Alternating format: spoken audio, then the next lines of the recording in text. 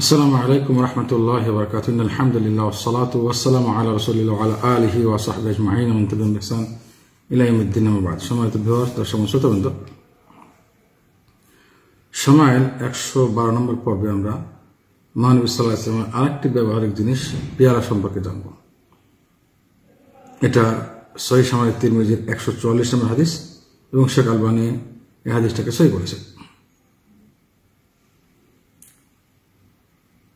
সাবেক আনাস রাদিয়াল্লাহু তাআলা আনহু শাগরেদ সাবেত আল-বুনানি রাহিমাহুল্লাহ থেকে বর্ণিত, তিনি বলেন, একবার আনাস ইবনে মালিক রাদিয়াল্লাহু তাআলা আনহু লোহার পাত লাগানো কাঠের মোটা একটি পেয়ালা আমাদের নিকট বের করলেন। তারপর বললেন, সাবেত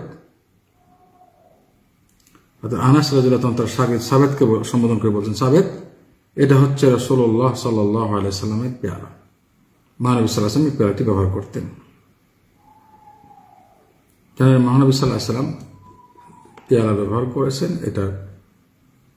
এই পেয়ালাটি দেখেছেন তাবেঈগণ, সাহাবা সংরক্ষণ করে রাখছেন। মহানবী সাল্লাল্লাহু আলাইহি ওয়াসাল্লাম খাদেম 10 বছর আনাস এবং তাবে এটা দেখেছেন।